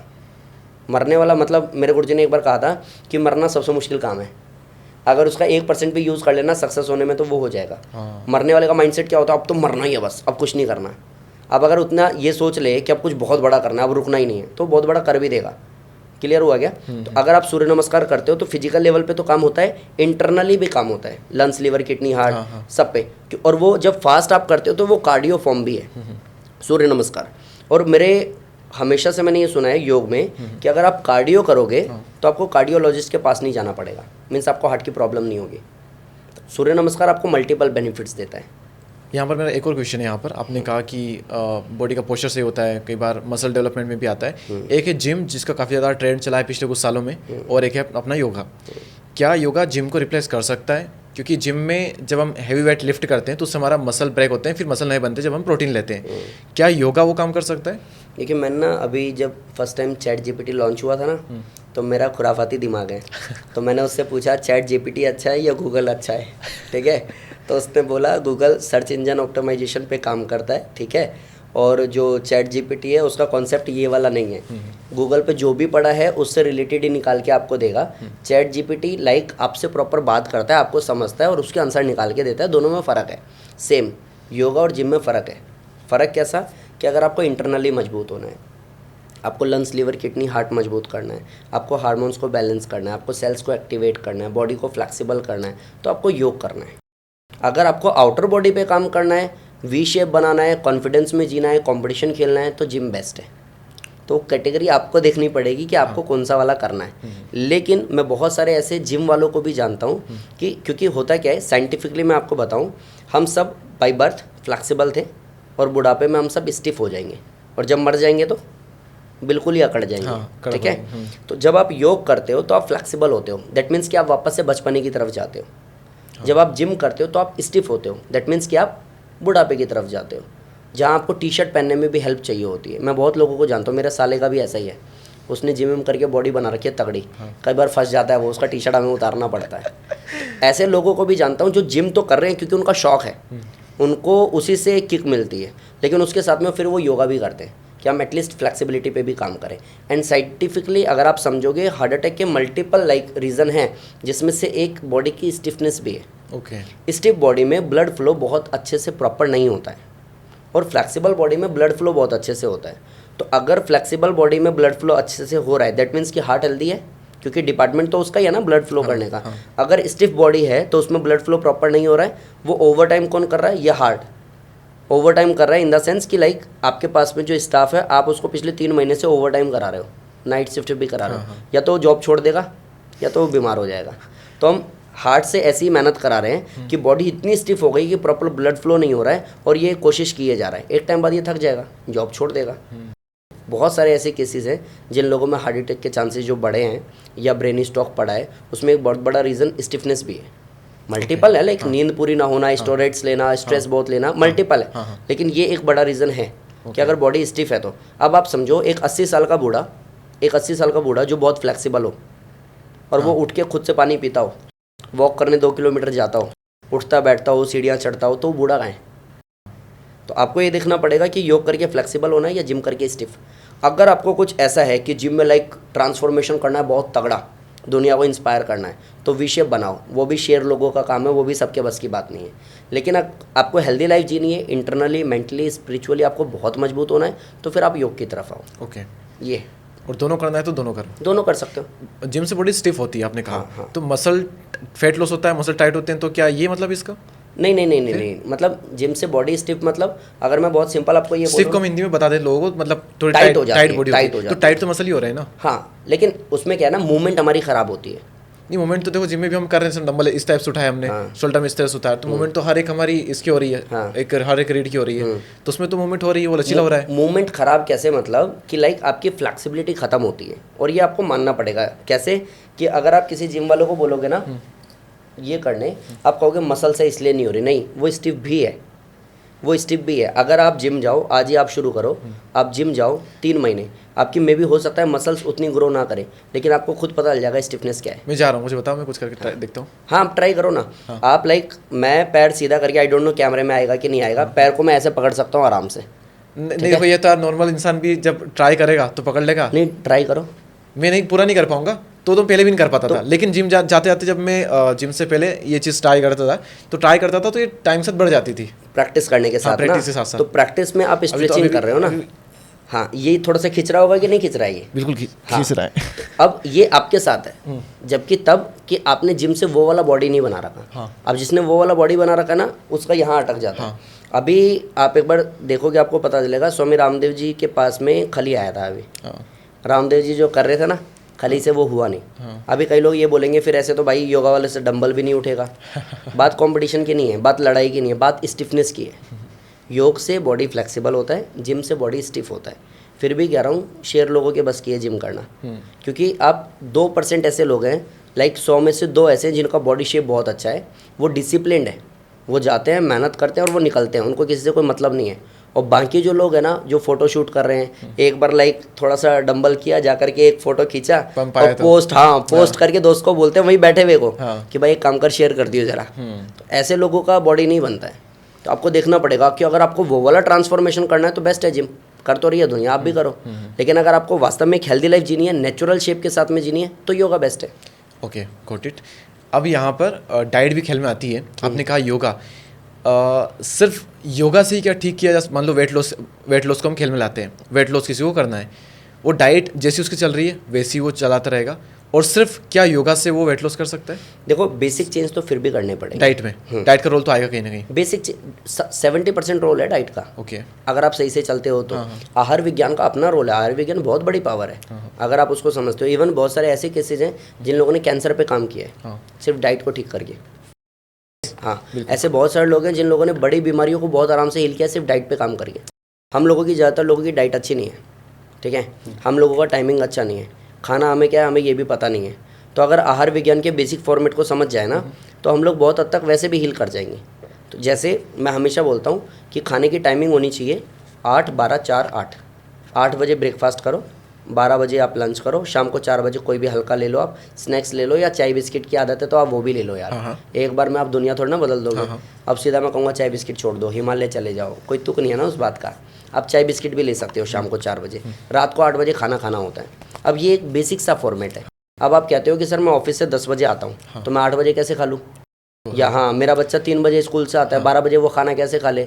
तो आप जिस भी टाइम पे आते हो, आपको पता है 10 बजे आप आ रहे हो, 8 बजे आपको खाना था ना, 10 बज गए, 2 घंटा ऑलरेडी लेट हो गए। अब अलग से टीवी न्यूज़ वगैरह देख करके 1.5 घंटा और लेट मत और 12 बजे खाएंगे। हाँ, तो आप कोशिश करो कि जितना टाइम की तरफ आ सको। जैसे ही आप 8, 12, 4, 8 की तरफ आना शुरू करोगे ना, तो काफ़ी हद तक वैसे भी आपको एनर्जी फील होने लग जाएगी, क्योंकि एक प्रॉपर टाइम दोगे। बॉडी का अपना मैकेनिज्म है, वो काम ही ऐसे करता है। पहला काम कि टाइमिंग को सुधारना। दूसरा, खाना क्या है से ज़्यादा ज़रूरी है कितना खाना है। तो हमेशा अपनी भूख से आधा, अगर आप ओवरवेट हो तो। ओके। अगर आपका वेट लाइक इतना है कि बॉडी में फैट अलग से पता चल रहा है, तो आप भूख को लाइक डाइट को अपनी आधा कर दो। 4 रोटी खाते हो, 2 रोटी खाओ, लेकिन खूब चबा के खाओ। मतलब एक कॉन्सेप्ट बताता हूँ, खाने को पीना चाहिए, पानी को खाना चाहिए। अगर आप ऐसे करते हो ना, तो ईजिली खाना डाइजेस्ट भी होगा और आपको भूख भी कम लगेगी। और खाने से 1 घंटे, किसी को होती है क्रेविंग बहुत होती है कि सर वो तो समझ में आ गया, लेकिन क्रेविंग होती है, उसका क्या करें। तो खाने से 1 घंटे पहले भरा प्लेट एक सैलेड का खा लो आप, आपको क्रेविंग वाला प्रॉब्लम भी शॉर्ट आउट हो जाएगा। आप ये 2 काम कर लो। तीसरा, रात को सप्ताह में 1 बार खिचड़ी खा लो। और ये वो चीज़ है जिसको आराम से इजीली कोई भी कर सकता है। कई लोग कहते हैं खिचड़ी बीमार लोग खाते हैं, तो भाई या तो बीमारी में खाओगे या समझदारी में खाओगे। मुझे तो सच में अच्छी लगती है, टेस्टी लगती है, तो मैं तो नॉर्मली खा लेता हूँ। हाँ, नहीं, ये कुछ लोग हैं जिनको अच्छी लगती है, नहीं तो बहुत लोगों को मैंने सुना है। मैं बोलता हूँ ना खिचड़ी खाओ, सॉरी ये तो बीमार लोगों का है ना। मैं एक पॉडकास्ट में बैठा था इसी, और पॉडकास्ट से पहले हम वो खाना खा रहे थे, तो उनकी प्लेट में थे पनीर और रोटी थी, नान थे और कुछ थे, और मैंने मंगवा रखी थी खिचड़ी, क्योंकि मुझे पसंद थी, हल्का खाना खाना था, मुझे मज़ा आता है। तो उन्होंने देखा कि दीपक भाई कुछ तबीयत वगैरह खराब है क्या, ये लोगों का। लेकिन मैं हमेशा कहता हूँ कि या तो मजबूरी में खाओ या फिर समझदारी में कर लो। तो सप्ताह में 1 बार आप खिचड़ी खाओ। आप सुबह जो भी आप लाइक, अगर आप नारियल पानी पीने के शौकीन हो, नारियल पानी पियो। आपको सैलेड खाना है, फ्रूट्स खाने हैं, आप सैलेड फ्रूट्स खाओ। आप दोपहर में जो भी खाते हो, अपने खाने की क्वांटिटी को कम कर दो और टाइम को बढ़ा दो। खाने को चबा के खाना शुरू करो। आपको डाइट में बहुत बड़ा चेंज नहीं करना, ये अकेला काफ़ी है आपको हेल्दी लाइफ देने के लिए। और इससे ये जो मैंने आपको बोला ना 8, 12, 4, 8, और खाने को आधा कर दो, पानी को खाना है, खाने को पीना है, इसी से मैंने बहुत लोगों की बीमारियाँ ठीक की है। योग आप करते रहो, साथ में बेसिक से चेंजेस करो, लाइफ चेंज हो जाती है। खाने की टाइमिंग आप चेंज कर लो, और क्या खा रहे हो उससे ज़्यादा इंपॉर्टेंट है आप कितना खा रहे हो। ठीक है, तो किसी का अगर फैट थोड़ा ज़्यादा दिखता है तो आपने कहा रोटियां आधी कर लो, खाना आप आधा कर लो। हाँ। ठीक है, अब अगर किसी का नॉर्मल, जैसे कि मेरा देखो, तो मैं तो नॉर्मल से भी थोड़ा सा पतले कैटेगरी में आ जाता हूँ, तो मेरे केस में मुझे आधा करना चाहिए खाना? नहीं, आपको बढ़ाना चाहिए, जितना उससे बढ़ाना चाहिए। आपको कपालभाति करना चाहिए, कपालभाति से आपका डाइजेशन मजबूत होगा। आपको सूर्य नमस्कार स्लो वाला करना चाहिए, जिससे आपकी भूख बढ़ेगी। और फिर जो आप खाना खाते हो तो जमीन पे बैठ के खाना खाना है, खाते समय पानी नहीं पीना है। वो तो मैं नहीं पीता। हाँ, तो अगर आप ये छोटे छोटे काम कर दोगे तो वेट आपका बढ़ जाएगा। ओके। जो पहली लाइन बोली थी ना, पूरा उसके इर्द गिर्द घूमेगा। अगर आपने सही से देखा, समत्वम योग उच्चते, बैलेंस करता है। बैलेंस करता है। मैं कभी नहीं कहता, मैं ऐसे कहता हूँ ना कि योग से वेट लॉस नहीं होता, तो कई लोग टेंशन में आ जाते हैं, सर हमने तो वेट लॉस के लिए ज्वाइन किया था, आप कह रहे हो वेट लॉस नहीं होता।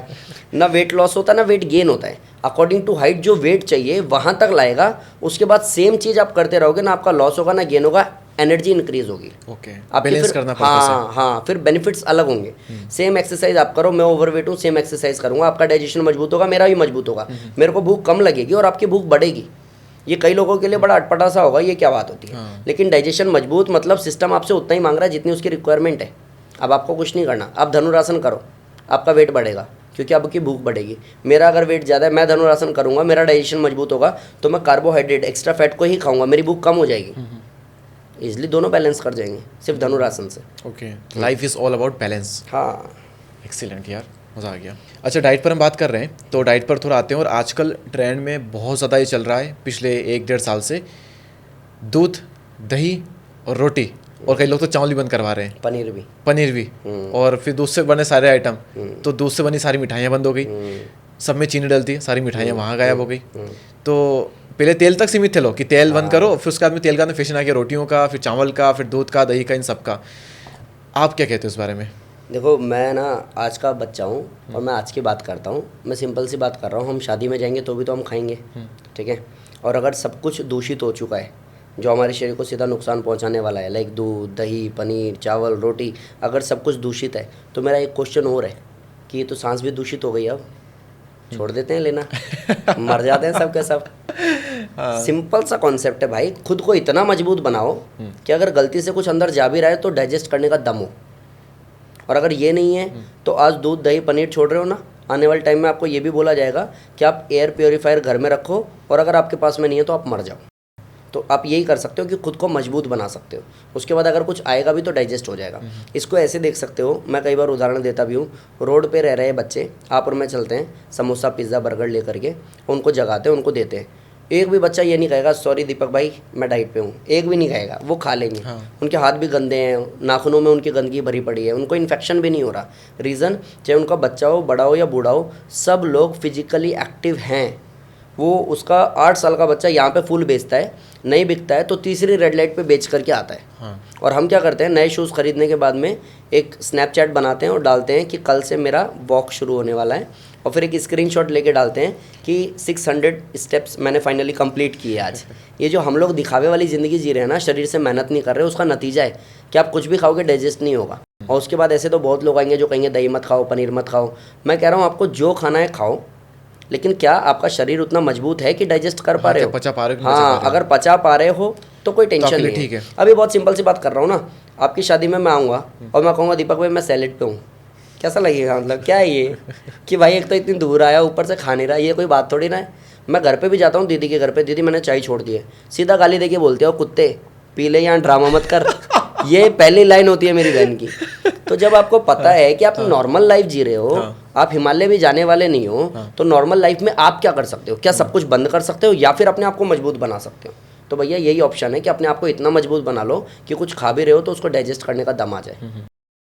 यानी कि आपकी बॉडी ही आपको बता देती है कि आपके लिए सही है या नहीं है। हाँ। अगर आपकी बॉडी दूध ठीक से नहीं पचा पा रही है, दूध पीने के बाद आपको अजीब सा लगता है, तो आप मत पियो। कुछ भी आपको मोमोज खाने के बाद भी ब्लोटिंग आपको होती है, हॉस्पिटल में एडमिट होना पड़ता है, तो आप मूर्ख हो कि आप मोमोज खा रहे हो। हाँ। इसीलिए बोल रहा हूँ पहले खुद को मजबूत बनाओ और उसके बाद कभी खाना पड़ भी जाए तो टेंशन नहीं, टेंशन ना हो कि आपकी बॉडी संभाल लेगी, पचा लेगी। हाँ, वही होता है ना कि कई लोग ज़्यादा वेट उठाएंगे तो उनकी तो कमर टूट जाएगी। कई लोग ज़्यादा वेट उठा लेते हैं तो वो केपेबल नहीं उतना उठाने के लिए। डेफिनेटली, या तो अपने आप को ट्रेन करो वैसा। हाँ, वही धीरे-धीरे ट्रेन करो। ओके, वो सभी चीज़ में अप्लाई होगी, वो तो अलग अलग के लिए बात भी नहीं कर देंगे ना। रोटी में भी वही बात हुई, चावल में भी वही बात हुई। Okay, great.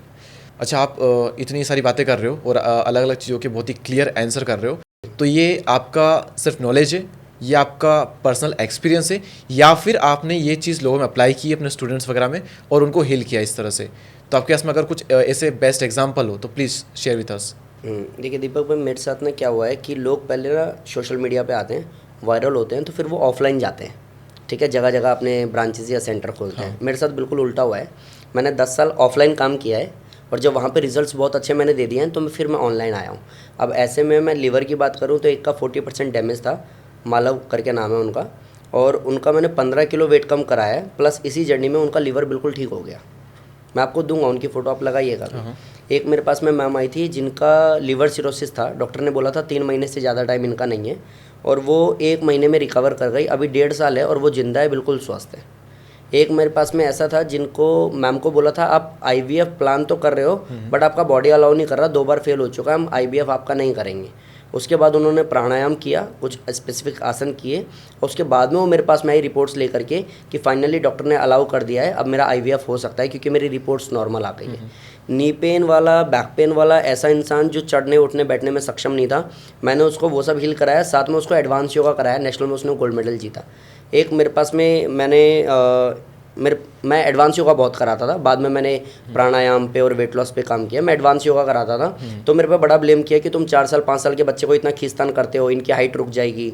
हम लोगों ने पतंजलि के किसी बड़े प्रोफेसर से बात की है, ये कोई तरीका नहीं है। अभी फिर मैंने उस बच्ची की वीडियो डाली, जब वो बहुत छोटी थी तो उसने एक योगासन किया था, मैंने उसको गोद में उठा के दिखाया, और उसके बाद में अभी की वो अब 12 साल की है और अभी हाइट में मेरे बिल्कुल बराबर है। मैंने कहा अब हाइट रुकती है तो ये तो अच्छी बात है, इतनी हाइट रुकना, अगर हाइट रुकना है तो ऐसे एग्जाम्पल बड़े सारे हैं। एनजाइटी, एक नवनीत करके हमारे सर थे, उनको 4 साल या 6 साल से वट जो भी टाइम था, उनको एनजाइटी थी और 4 महीने में उन्होंने रिकवर किया। एनजाइटी इस लेवल की कि जॉब भी जा रहा है, घर भी जा रहा है, ठीक है, और जितने भी डॉक्टर थे, काउंसलिंग थी, सब कुछ करा के थक गए थे, 4 महीने वो रिकवर कर गए। और ऐसे मल्टीपल बेनिफिट्स हैं। तो ये जो भी बातें आज मैंने आपसे की है ना, वो एक्सपीरियंस के बेस पे की है। अब किसी इंसान को ऐसा है ना कि सर इतना एक्सपीरियंस हम नहीं मान सकते क्योंकि आपकी एज भी उतनी ज़्यादा नहीं है। योग में पहले होता ना, बूढ़े लोग ज़्यादा हैं तो उन लोगों को ज़्यादा वैल्यू मिलती थी। तो जिस समय मैंने योगा शुरू कराना तो मेरी दाढ़ी भी नहीं थी, और मैंने किसी को बोला मैं वेट लॉस करा सकता हूँ तो वो भड़क गई थी कि ये क्या तमीज़ होती है बात करने की। मतलब मेरे को ये भी नहीं पता था मेरे को किसी को बोलना क्या है।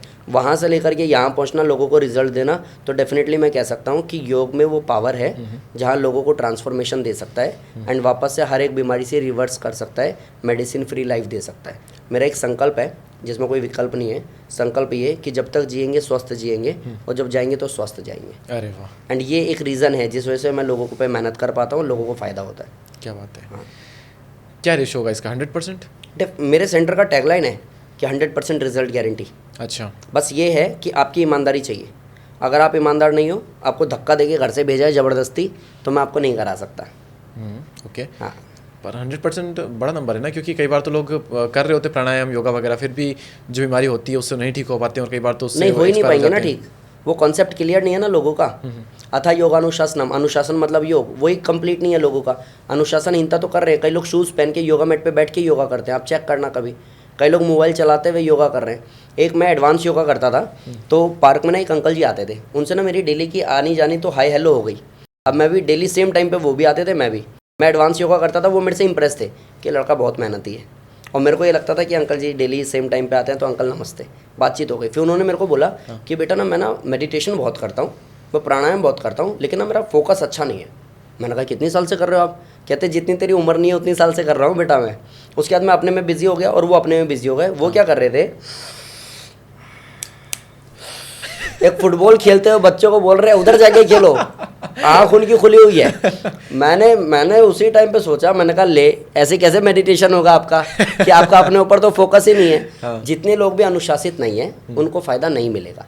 एंड डेफिनेशन है योगा कर्मशु कौशलम, कर्मों की कुशलता मतलब योग। कर्म कर रहे हो आप प्राणायाम, कर्म कर रहे हो आप सूर्य नमस्कार, और कर्मों की कुशलता यानी कि परफेक्शन और फिनिशिंग है ही नहीं। आप सोचते हो आधा अधूरे में रिजल्ट आ जाएगा, तो ये गलत बातचीत है। ओके। जैसे एक एग्जांपल के तौर पे समझाता हूँ, जब आप जिम जाते हो ना तो आप शूज़ खरीदते हो, आप जिम बैग खरीदते हो, आप बोतल खरीदते हो, ठीक है, कैरेटीन प्रोटीन जो भी आपको बोलता है वो खरीदते हो, अलग से ऐसी टाइट ड्रेस पहन के आते हो, दुनिया भर की चीज़ें। योगा जब ज्वाइन करते हो तो कुछ भी नहीं, बस मुंह उठाए और पहुंच गए करने के लिए पार्क में। तो आपको एक कॉन्सेप्ट चेंज करना पड़ेगा कि जितनी जागरूकता वहाँ है ना, उसका 110 भी अगर इधर लगा दिया तो आप ठीक हो जाओगे। ओके। लेकिन फिर भी कहते हैं ना कि इसका टाइम आया वो चली जाता है, फिर कितना योगा वगैरह वो तो जाएगा ही। हाँ। वो तो आप भी जाओगे, मैं भी जाऊंगा। नहीं नहीं, बीमारी है और बीमारी से फिर कई बार तो किसी बिना बीमारी के भी चला जैसे जाता कि है आपके ही अभी मैं आपकी वाइफ से मैं बात कर रहा था अभी, और उन्होंने कहा कि आपके कोई फैमिली में कुछ कोई थे, उनको सब ठीक थे सब तरफ से, सडनली कुछ हुआ और उनकी डेथ हो गई। GBS, हाँ। डेथ हो गई। देखो क्या होता है ना कि इम्यूनिटी है हमारा जो हमारी किसी भी बीमारी से लड़ने में हमारी मदद करता है। इम्यून सिस्टम जिसका स्ट्रांग होता है, WHO ने भी बोला कोविड के टाइम में, जिसका इम्यूनिटी मजबूत है वो कोरोना से लड़ जाएगा और जिसका इम्यूनिटी वीक है वो चला जाएगा। GBS में क्या होता है, इम्यूनिटी ओवर बूस्ट हो जाती है। ओवर बूस्ट होने से वही हमारे नर्वस सिस्टम को डैमेज कर देती है। और इसमें मैंने डॉक्टर से बोला कोई तो रीज़न होगा स्पेसिफिकली कि आगे इंसान ध्यान रखे। उसने कहा ये किसी को भी हो सकता है। एक लाइन है योग शास्त्र में, शरीर व्याध्यस्य मंदिरम, शरीर बीमारी का घर है, ये कभी भी किसी को भी हो सकता है। तो आप योग तो कर रहे हो, वो ऐसा है कि आप ड्राइव कर रहे हो, सीट बेल्ट लगा रखी है, आप बाइक चला रहे हो, हेलमेट पहना हुआ है, चांसेस मरने के कम है बीमारी से। बाकी तो जब जिसका समय आता है वो जाता है, बहाने कितने कर लो। बोरो करके एक नाम है, वो रग्बी खेलता था, आप उसको देखोगे बहुत छोटी सी हाइट का है, उसके हाथ में बॉल आ गई ना तो किसके बाप में दम नहीं उससे बॉल छीने, वो गोल करेगा ही करेगा। उसको MND हुआ, MND हुआ, वो धीरे धीरे उसका बॉडी सिकुड़ा, नसों में सेंसेस काम करने बंद किए और वो मर भी गया। एक युवराज सिंह 6 बॉल पे 6 छक्के मार रहा था तो कैंसर डिटेक्ट हुआ। अब ऐसा तो नहीं है कि फिटनेस लेवल उसका खराब था। एग्जैक्टली। ठीक है, ऐसे बहुत सारे केसेस हैं जब आप सुनते हो तो आप एकदम यहाँ से ब्लैंक हो जाते हो कि भाई ये क्या है। ब्रूस ली 32 साल की उम्र में चला गया ना। बताओ। तो कुछ चीज़ें ऐसी है जहाँ पे आपका और मेरा कोई कंट्रोल नहीं है, नेचर का है। लाइक प्रेमानंद महाराज जी, किडनी खराब है लेकिन यमराज की आंख में डाल के डेली बोल देते हैं आंख कि भैया कोशिश कर लो जितनी करनी है, राधा रानी बैठी है। ये कुछ चीज़ें ऐसी हैं जो बियॉन्ड है, जिस पर हम बात ही नहीं कर सकते। बट हाँ ये है, जब समय आएगा तो जाएंगे। आप कितना भी योगा कर लो, कितना भी प्राणायाम कर लो, कितना भी हार्ड वर्कआउट कर लो, जब टाइम आएगा तब जाओगे। लेकिन इसका मतलब ये नहीं है कि मैं मेरी गलतियाँ शुरू कर दूँ। मेरे तो टाइम ही आने वाला, तो मैं क्यों ही करूँ। हो सकता है आपको टाइम नहीं आए अगर आप कर लो तो। मतलब अगर रोड एक्सीडेंट में किसी का हाथ कट गया तो मैं सोच रहा हूँ अगर ऐसी हाथ कटना है तो इससे अच्छा तो पूरी फैमिली को ले जाऊँ ट्रेन के आगे कट जाऊँ। ये तो सेंस ही नहीं हुई ना कि मतलब अगर कोई मर रहा है तो मैं जानबूझ के मरूँ। मतलब कोई अगर किसी हार्ट अटैक से मर रहा है, किसी बीमारी से मर रहा है, तो अब मैं पिज्जा बर्गर खाऊंगा क्योंकि मरना है तो वैसे ही खाते पीते मरो। ये कोई सेंस नहीं है इस बात का। अगर आप कोशिश कर सकते हो तो अच्छी बात है, अगर आप थोड़ा ध्यान दे सकते हो तो अच्छी बात है। क्योंकि लास्ट माइक्रो सेकंड जब आप बेड पे पड़े होगे ना तो एटलीस्ट आप ये बोल पाओगे कि मैंने अपने आप को हारने नहीं दिया, मैंने लड़ाई की। तो उसके लिए मेहनत कर लो। यस, वो रिग्रेट ना रहे कि यार काश ये कर लेता तो आज ये डेफिनेटली। अच्छा, ऐसा क्या किया जाए, ऐसा कोई योगा या फिर कोई डाइट में चेंज जिससे हम कभी बीमार ना पड़े या फिर कोई बीमारियां हो ना हमें? नहीं बोला तो शरीर व्याध्यस्य मंदिरम, ये तो हो सकती है। अच्छा। कभी भी किसी को भी हो सकती है, फिर भी चांसेस कम हो जाए। हाँ, चांसेस कम हो जाए तो आप बेस्ट है। मैं तो हमेशा कहता हूँ अनुलोम विलोम। क्योंकि आप चीजों को बेसिक ही रख रहे हो, सिंपल ही रख रहे हो, घुमा नहीं रहे हो, फिरा नहीं रहे हो, एक चीज हो उस पर स्टिक हो बस। हाँ, त्रिदोष को बैलेंस वही करता है ना। कोरोना भी जब आया तो कोरोना क्या लेके आया, कोल्ड कफ लेके आया ना, फीवर लेके आया ना। ये सब तो हमें पहले भी था, बस ये था कि अगर 7 दिन आप सर्वाइव नहीं करोगे तो आप मर जाओगे। कोरोना में यही हुआ ना सेकंड वेव में। अगर आपको ऑक्सीजन सिलेंडर नहीं मिल रहा है तो आप इतने भी नहीं हो कि आप 2 दिन जेल जाओगे, आप मर जाओगे। इसीलिए आपको अनुलोम विलोम करना है कि लंग्स की कैपेसिटी बढ़ाएगा, ब्रेन तक ऑक्सीजन सप्लाई करेगा, त्रिदोषों को बैलेंस करेगा। इसके इर्द गिर्द ही सारी बीमारियाँ हैं। अगर आपने अनुलोम विलोम ठीक से किया है तो लड़ने के चांसेस ज़्यादा हो जाएंगे। ठीक है, गॉट इट, एक्सीलेंट। आपको यहाँ पर सच और झूठ या मिथ या फैक्ट हम कहें, ये आपको बताना है। खड़े खड़े पानी पीने से घुटने खराब होते हैं, सच या झूठ? थोड़ा सा टाइम दोगे तो मैं बता दूंगा। ऐसा घुटने खराब नहीं। एक काम करो, अभी सबके आंसर कर दो, बाद में फिर हम इस पे एक्सप्लेन कर लेंगे किसी उसको आपको एक्सप्लेन करना है। चलो डन। तो ये सच है झूठ है? झूठ है। आपको वेजिटेरियन होना पड़ेगा योगा प्रैक्टिस करने के लिए? वैसे झूठ है। ये भी, इसके भी एक्सप्लेन करेंगे। योगा साइंटिफिकली प्रूवन है मेंटल हेल्थ बेनिफिट्स के लिए? डेफिनेटली। ओके, ये सही है, ठीक है। योगा सब कुछ क्योर कर सकता है? 99% बीमारी ठीक कर सकता है। इमरजेंसी में योग का कोई रोल नहीं है। हाँ, ओके। योगा से फोकस और इम्यूनिटी और प्रोडक्टिविटी सब कुछ इम्प्रूव होती है? डेफिनेटली होती है। ठीक है, ये भी है। आपको योगा के हर एक पोज ट्राई करने चाहिए? 84 लाख हैं, पॉसिबल ही नहीं है। ठीक है। योगा वर्सेस जिम, क्या चूज़ करोगे? मैं योगा ही चूज़ करोगे ना आप तो। हाँ, अब वो क्यों ही चूज़ करोगे? ठीक है, छोटा सा हमारा एक था। अब आप यहाँ पर एक्सप्लेन कर सकते हैं। हाँ। खड़े खड़े पानी पीने वाला जो आपका था, क्यों आपने से कहा? कि मैंने भी सुना है खड़े होकर पानी पीने से घुटने में पानी जाता है। हाँ। सेंस नहीं है इस बात का। मतलब लाइक खड़े होकर पानी पी रहे हो तो कहीं और शरीर में जाएगा नहीं, घुटनों में भर जाएगा क्या? हाँ। वो मतलब मैंने 1 गिलास पानी पिया तो आधा गिलास इसमें भर जाएगा क्या? सेंस नहीं है इस बात का। लेकिन हाँ, खड़े होके पानी पीने से यूरिक एसिड बढ़ता है, जिसकी वजह से नी पेन हो, फिर लाइक आपके एडी में दर्द हो या जलन शुरू हो। तो अभी गांव में बड़े बुजुर्ग आज भी ये कहते हैं, अगर आप खड़े होके पानी पियोगे ना या खड़े होके खाना खाओगे तो आपको स्पेशली बोला जाएगा पशु है क्या, नीचे बैठ के पी। तो वो साइंस तो है उसके पीछे का, बट ये नहीं है कि घुटने में पानी भर जाता है। Yes okay. और एक और आपने कहा था, हाँ, योगा से 99% बीमारियां सही होती है, कौन सी 1% बच जाती है फिर? इमरजेंसी वाली। अच्छा, इमरजेंसी केसेस। इमरजेंसी जैसे लाइक किसी को हार्ट अटैक आया, किसी को ब्रेन स्ट्रोक आया, किसी का रोड एक्सीडेंट में पैर कट गया, अब उसको थोड़ा ना आप अनुलोम विलोम कराओगे, उसको तो इमरजेंसी में मेडिकल साइंस में ही जाना पड़ेगा। Right right. अच्छा, एक और चीज़ है बहुत इंटरेस्टिंग, यहाँ पर माइंड में जस्ट अभी आई है मेरे को। एक दो चीज़ों से लोग काफ़ी जूझ रहे होते हैं, जूझ तो नहीं रहे होते, एक चीज़ से जूझते और दूसरी चीज़ को इम्प्रूव करना चाहते हैं, जैसी वो है। जैसे जूझ किससे रहे हैं? हेयर फॉल से। तो उसको इम्प्रूव करना चाहते हैं, ठीक करना चाहते हैं। स्किन तो ठीक ठाक है, उसको और ज़्यादा इंप्रूव करना चाहते हैं। तो स्किन केयर और हेयर फॉल ये भी काफ़ी ज़्यादा ट्रेंड में रहा है पिछले 1-2 सालों में। क्या योगा से इन पे कोई इम्पैक्ट पड़ सकता है? हाँ, डेफिनेटली। कैसे? मेरे पास ऐसे उदाहरण है भी, जिनके कहीं ना कहीं बाल उड़ भी गए थे, वापस आ गए, या जिनके सफ़ेद हो गए थे उनके काले भी हो गए। शीर्षासन इसमें बहुत हेल्प करता है। शीर्षासन लाइक सिर के बल खड़ा होना होता है, जिसको हेड स्टैंड बोलते हैं। और किसी को नहीं भी आता है वो दीवार के सहारे भी कर सकता है, सहारा लेके। हाँ, और वो भी अगर किसी को नहीं आता है तो सर्वांगासन कर सकता है। बेसिकली उसमें क्या होता है कि आपने एक लाइक कोई भी लाइक घी की बोतल को आपने उल्टा कर दिया तो सारा घी ढक्कन की तरफ आ गया।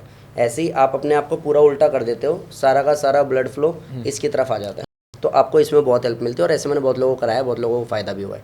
तो ये तो हो गई आपकी हेयर फॉल वाली बात। और दूसरा क्वेश्चन क्या था आपका? Skin care. हाँ, तो उसके लिए लाइक अनुलोम विलोम तो मैं बोल ही रहा हूँ, कपालभाति मैं आपको बोल रहा हूँ, शीर्षासन भी आपको करना चाहिए, भुजंगासन भी आपको करना चाहिए। इसके बाद एक लास्ट बनता है कपोल शक्ति विकासक या कपोल प्राणायाम आप बोलो, कई लोग कपोल आसन भी बोलते हैं। उसमें करना क्या है कि आपको ये पोजीशन बनाना है, ठीक है, इसको बंद करना है, लाइक अंगूठे से नाक को बंद करना है, मुंह से सांस भरना है अंदर, पूरा देखना है एक बार।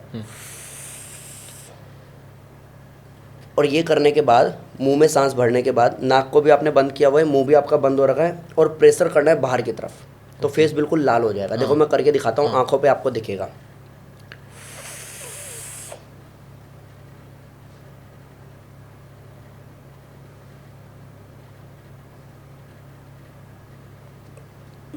हाँ, रेड, हल्का हल्का रेड रेड आपका हो गया। हाँ, तो ये आपको करने से फेस पे ग्लो भी आता है। इसके अलावा इससे अंदर से बाहर की तरफ ब्लड फ्लो हो रहा है, स्किन में स्ट्रेच हो रही है स्किन, ये है। हाँ, ओके। प्लस जो मैंने आपको भुजंगासन बोला ना, कोबरा पोज, वो फेस के फैट को भी काटता है, और जब आप ऊपर देखते हो तो डबल चिन भी खत्म करता है, और फेस पे ग्लो भी लाता है। ओके। प्लस इसके साथ में अगर आप कुछ ऐसा करते हो, लाइक आप नहा रहे हो या सुबह उठ करके आपने पानी पिया, या पूरे दिन में जितनी बार भी आप पानी पीते हो, लास्ट सिप आप मुँह में रखो, जितनी देर रख सकते हो, उसके बाद आप पी जाओ या फेंक दो। वो आप पे नहाते हुए आपने मुंह में पानी भरा,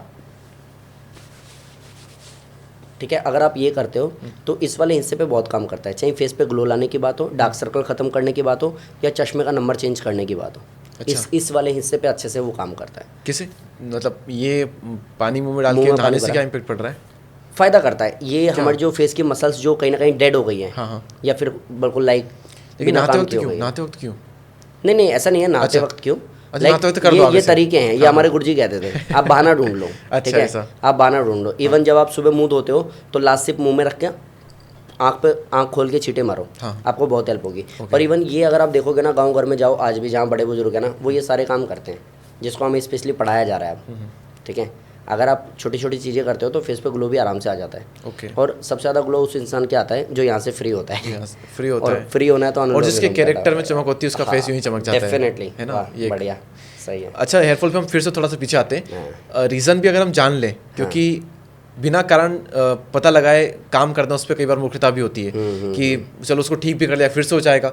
तो स्ट्रेस, यहाँ पर कहा जाता है कि स्ट्रेस से हेयर फॉल होता है। ये फैक्ट है? स्ट्रेस से भी होता है, और डाइजेशन वीक से भी होता है, गैस्ट्रिक प्रॉब्लम से भी होता है, गलत पानी से भी होता है, और डस्ट एलर्जी से भी होता है। मल्टीपल प्रॉब्लम्स, लाइक आप कोई सी भी बीमारी उठा लोगे ना, उसके बहुत सारे कारण होंगे, एक नहीं होगा। हाँ, ठीक करने का मैं हमेशा कहता हूँ, योगिक साइंस और मेडिकल साइंस को हमें यहीं पे समझना होता है। मेडिकल साइंस हमेशा इमरजेंसी में काम आती है, और योगिक साइंस परमानेंट क्योर करने पे काम आती है। प्लस पहला जन्म माँ की कोख से होता है, दूसरा जन्म योग से होता है। तो ये सिंपल सा कॉन्सेप्ट है कि लाइक अगर 9 महीने पूरी ईमानदारी से मैंने मेहनत की, तो लाइक एक माँ जिसने 9 महीने बच्चे को पाला पोसा, ठीक ठीक है। जैसे तैसे उसको टेक केयर किया कि बाहर का नहीं खाना, उल्टा सीधा नहीं खाना, जंप नहीं करना, कहीं भीड़ में नहीं जाना, बहुत टेक केयर करना है। मन कर भी रहा है खाने का तो भी आपको नहीं खाना, पिज़्ज़ा बर्गर आप नहीं खाओगे क्योंकि बच्चे पे इम्पैक्ट आएगा। इतनी मेहनत करके उसको आपने पाला पोसा है। अब जब वो बड़ा होगा तो कोई गारंटी नहीं है वो आपको पालेगा कि नहीं पालेगा। लेकिन सेम पहला जन्म माँ की कोख से, दूसरा जन्म योग से। अगर दूसरा जन्म योग से मतलब कि 9 महीने बाहर का नहीं खाऊंगी, 9 महीने डाइट पे ध्यान दूंगी, 9 महीने प्राणायाम और सूर्य नमस्कार स्किप नहीं करूंगी, 9 महीने पूरा कॉन्फिडेंस रखूंगी यहाँ कि हाँ मैं हील हो रही हूँ। 9 महीने बाद जो आपका नया शरीर बनेगा ना वो लाइफ टाइम आपको संभालेगा। फिर आप ना आपको डार्क सर्कल रहेगा, ना आपको चश्मा का प्रॉब्लम रहेगा, ना आपको हेयर फॉल का प्रॉब्लम रहेगा, ना हार्ट का प्रॉब्लम रहेगा, लंग्स लिवर किडनी आपका मजबूत होगा, त्रिदोष आपके बैलेंस होंगे, मल्टीपल बेनिफिट्स हैं। लेकिन आपको एक टाइम देना पड़ेगा। अगर आप ऐसा कर पा रहे हो तो नेचुरली सारी चीज़ों को आप हील कर पाओगे। और नेचर जितना अच्छा आपको हील करता है ना उतना कोई मेडिसिन नहीं कर सकता। अभी मेरी गली में एक कुत्ता है, उसके पैर पे गाड़ी चढ़ गई तो 1 दिन 2 दिन वो खूब परेशान रहा। हमें लगा ये मर जाएगा क्योंकि वो पड़ा हुआ, बहुत एक्टिव कुत्ता पड़ा हुआ था। अभी मैंने देखा है ये काम हुए लगभग 12-15 दिन हो गए होंगे, अब वो मस्त चल रहा है। उसको हमने कोई ट्रीटमेंट नहीं दिया, वो ठीक हो गया। और ऐसे बहुत लोगों को शायद में भी आप भी जानते होंगे, चाहे पशु पक्षी की बात करो, इंसान की बात भी कर लेते ट्रीटमेंट नहीं हो रहा तो भी हील हो जा रहा है, हो जाता है। या फिर हमें प्लास्टर ही चढ़ता है क्योंकि आपकी बॉडी हील करना जानती है। आपको सबसे सबसे बड़ी चीज़ है नेचर में, सबसे बड़ी पावर यही है कि अगर आपने उसको थोड़ा सा टाइम दे दिया ना तो उसी में इतनी पावर है कि वो हील कर जाएगा। Yes exactly. एंड बस प्राणायाम का यही सबसे बड़ा काम है कि वो उस नेचर की तरफ हमें जोड़ता है। योग मतलब है जुड़ाव हमारा नेचर से, और वो जिस दिन हो जाएगा ना तो आप जल्दी हील कर जाओगे। सिंपल। Okay okay. अच्छा, एक ये भी कहा जाता है कि जिम से भी हेयर फॉल होता है, क्योंकि जिम से बॉडी में बहुत ज़्यादा प्रोटीन की थोड़ी कमी हो जाती है, क्योंकि मसल ब्रेक हो रहे हैं तो उनको प्रोटीन चाहिए, और वो प्रोटीन शायद वो कई बार बालों से ले लेते तो बालों से ख़त्म हो जाता है और फिर हेयर फॉल हो जाता है। ये मिथ है या फैक्ट है? मैं इसको नहीं मानता हूँ। अच्छा। क्योंकि मेरी जानकारी में ऐसा कुछ है नहीं। ओके। लेकिन जिम जाते हैं उनका ज़्यादातर का हेयर फॉल हो जाता है। वो जब वो हाई इंटेंसिटी की वर्कआउट करते हैं, जब वो डाइट हेवी लेने लग जाते हैं, तब वो हेयर फॉल स्टार्ट हो जाता है। देखो बहुत लोग तो ये अच्छे से जानते हैं, हम लोग भी, आप भी जानते हो, डीपली लोगों को वैसे भी पता है। बहुत लोग तो चाहे जिम करो या फिर कोई और वर्कआउट करो, जिस शोशाबाजी के लिए वो करते हैं ना और जो शॉर्टकट वो मारते हैं उसके साइड इफ़ेक्ट्स तो वैसे भी होने हैं।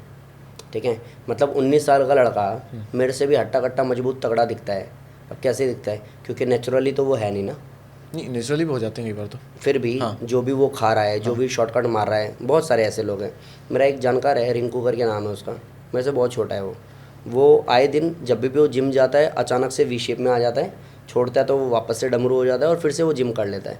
उसको, मेरे को अच्छे से पता है कि वो क्या खा रहा है, क्या पी रहा है, क्या ले रहा है। तो जो शॉर्टकट वाली प्रॉब्लम है ना उनके साथ ये ज़्यादा होता है। जो नेचुरली कर रहा है, एक हेल्दी तरीके से कर रहा है, कभी भी किसी भी वर्कआउट से उसको ऐसा कोई साइड इफेक्ट नहीं होगा अगर वो हेल्दी टेक्निक फॉलो कर रहा है। अगर शॉर्टकट मार रहा है तो डेफिनेटली फिर तो नुकसान होगा ही होगा। Okay okay, got it. So आपने सारी चीज़ों को बहुत ही कमाल के तरीके से एक्सप्लेन किया, अपनी चीज़ों पर आप स्टिक रहे और जो क्लियर आंसर थे वो आपने किए। सो बहुत बहुत धन्यवाद आपका हमारे शो पर आने के लिए और डीप कास्ट में हेल्थ के ऊपर और योग के ऊपर डीप बातें करने के लिए। सो दोस्तों, डीप कास्ट के इस एपिसोड में इतना ही। मनमोहन योगी जी के जो सोशल मीडिया के लिंक्स है, यूट्यूब, इंस्टाग्राम, उनकी लिंक आपको डिस्क्रिप्शन में मिल जाएगी। एक बार जाइए, चेकआउट कीजिए उनको और योगा को अपनी ज़िंदगी में अपनाइए। सिर्फ योग दिवस पर ही योग मत कीजिए, बाकी दिन भी योग कीजिए और अपने आप को बीमारियों से दूर रखिए। सो इस एपिसोड में इतना ही। हम मिलेंगे किसी और एपिसोड में, तब तक के लिए जय हिंद, जय Bharat. Thank you so much.